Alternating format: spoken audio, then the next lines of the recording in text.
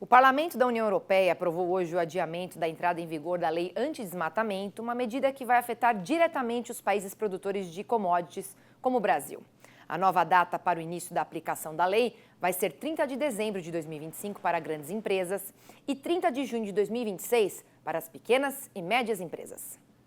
Para lideranças do setor produtivo, as regras definidas pela nova lei são mais voltadas à realidade europeia e não consideram a legislação brasileira, uma das mais avançadas e modernas do mundo, quando o assunto é preservação ambiental e sustentabilidade. De que esse tipo de regra ela é punitiva, ela é discriminatória, ela não leva em consideração a legislação do país, né, e que no caso brasileiro é muito mais avançada, muito mais restritiva do que a lei de qualquer outro país.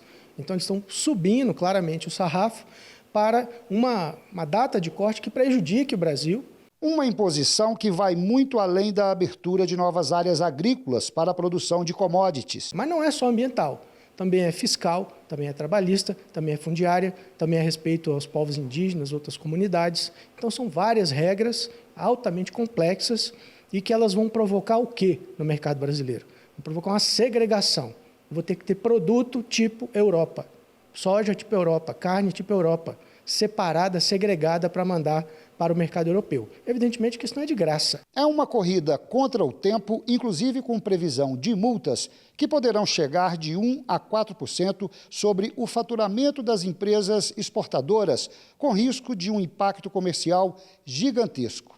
Essa queda de braços já chegou à mesa do Ministério das Relações Exteriores para que o governo brasileiro reaja o quanto antes, inclusive junto à Organização Mundial do Comércio, caso necessário. O novo prazo concedido pelas autoridades europeias para adequação à lei antidesmatamento é de 1 ano para as grandes empresas exportadoras e de 1 ano e meio para as pequenas e médias, a contar a partir de 2026. Grandes empresas terão mais 1 ano para prover os dados, informações e se organizar, para demonstrar como os bens que elas comercializam ou exportam não trazem consigo qualquer risco de desmatamento. A segunda mudança talvez seja a mais importante e ainda menos compreendida. A Europa criou uma nova categoria de risco para a aplicação da norma, a chamada risco zero, que significa que algumas áreas do planeta serão isentas do pedágio burocrático imposto pela norma. O vice-presidente da Frente Parlamentar da Agropecuária, deputado Arnaldo Jardim, considera que até o fim das negociações será possível fazer as adequações necessárias sem prejuízos ao setor. Mobilização da ProSoja, a ProSoja Mato Grosso fez um belo trabalho, a FPA se somou a isso para que houvesse uma postergação, porque essa legislação equivocada, ela poderia até desestimular os bons tratos ambientais, porque ela ia misturar coisas de uma forma indevida. Nós não tínhamos jeito de identificar direito a origem desses produtos. Você não pega e separa a soja de um lugar com o outro, não tem esse nível de identificação. Então, com isso, com essa postergação de prazo, nós trabalhamos por isso, ainda bem que foi adotado, nós teremos tempo, cautela para poder exatamente cumprir essas exigências. A legislação que foi adiada ainda não define como vai ser o procedimento para obter a rastreabilidade desses produtos. Muitas áreas que seriam teoricamente enquadradas nesta legislação dependem da legalização do governo, que até agora não apresentou mão de obra para poder fazer isso. Vamos trazer o Miguel Daúde para essa pauta? Será mesmo que lá na frente, Daúde, nós vamos ter condições de atender a essas exigências? Será que vai dar? Bem-vindo. Obrigado, Priscila. Boa noite a você, né? Bem-vindo ao Rural Notícias. Bom, Priscila, a questão dessas normas, a gente não tem noção. A gente viu essa informação, né, de que é uma série de exigências que poderiam colocar o Brasil à margem, né, das exportações para a Europa, mas eu não acredito muito nisso não, viu, Priscila? Por uma razão muito simples, né? A Europa, ela não tem um processo de transição energética. Hoje, a Alemanha, que é a maior economia da Europa, ela está queimando carvão e petróleo, né, e gás, né, liquefeito de petróleo para gerar a sua energia, não tem a capacidade de fazer uma transição energética para que ela possa não poluir tanto. No entanto, vem ditando as regras em relação aos países do mundo que estão se desenvolvendo, né, nessa questão ambiental. Não é o caso do Brasil.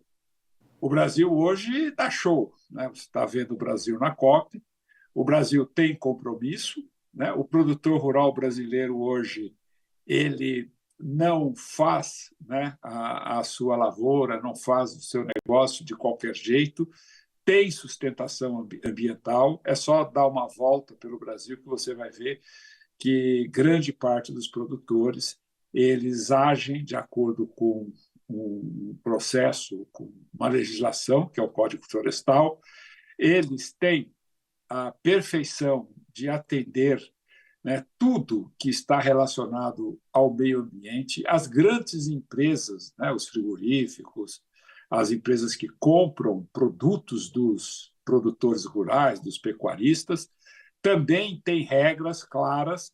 Agora, essa questão da Europa, eu não sei, o Brasil não vai precisar muito da Europa, né? As pessoas, não, mas como é que nós vamos fazer? Priscila, o Brasil hoje ele tem um processo de transição energética que vai dar demanda para a nossa produção. O Brasil só precisa organizar a casa, né? A casa dele, Brasil, ter um país mais consistente nos gastos fiscais, nas despesas, reduzir a taxa de juros, porque o Brasil vai embora e o mundo vai precisar do Brasil. Então, portanto, o adiamento foi positivo. Agora, o governo hoje precisa, o governo junto com as associações, a ProSoja, CNA, sindicatos, ter o entendimento que tem muitas áreas que precisam ser regularizadas por falta que o próprio governo autorizou e agora não faz isso. Mas o Brasil tem uma demanda muito grande, a demanda interna está crescendo muito para o biodiesel, Priscila. Sim, exatamente. Já que você trocou nesse assunto, a gente sabe, né, Daúde, que a gente tem alguns derivados de milho e soja que já estão em falta no mercado, inclusive, por causa da alta demanda dessas commodities para exportação. Tá? Além também do aumento da procura para a fabricação aí do biodiesel e do etanol, como você mesmo agora acabou de mencionar. Isso já está deixando os nossos alimentos mais caros, a gente está percebendo isso na prateleira do supermercado. Isso quando a gente consegue encontrar esses alimentos, porque muitos já estão em falta, não é, Daúde? Exatamente, Priscila. É um fato que você, que está nos assistindo, nos ouvindo, você vai no supermercado e procura, por exemplo, derivados, leite de soja, já não tem mais, né? Tinha alguns produtos processados de milho, também já não tem mais. Então, e não é que não tem num supermercado, não tem em todos. Então, o mercado interno está sofrendo, né, uma pressão, está tendo uma pressão. Você vê os prêmios que estão sendo pagos, como a gente viu ontem, para exportação de soja. O Brasil tem uma demanda interna muito grande, né? A Europa ela vai precisar do Brasil. Então, eu acho que essas exigências durante o transcorrer desse período, agora com o Trump, que vai fechar a economia americana, ele vai gerar, né, vai gerar consequências econômicas, ambientais no planeta, né, pelo posicionamento da maior economia do mundo. Então, portanto, eu acho que a Europa, eles não fizeram isso, evidente, por pressão, mas eles estão percebendo que eles não têm condições de manter isso, caso contrário, a inflação, né, na Europa vai, sem dúvida nenhuma, tirar todo aquele bem-estar que o europeu tem, graças a recursos que ele, evidentemente, produz e exporta para o mundo. Daúde, obrigada pela sua participação, excelente noite e até a próxima. Até a próxima, Priscila. Um abraço a você, um abraço a todos.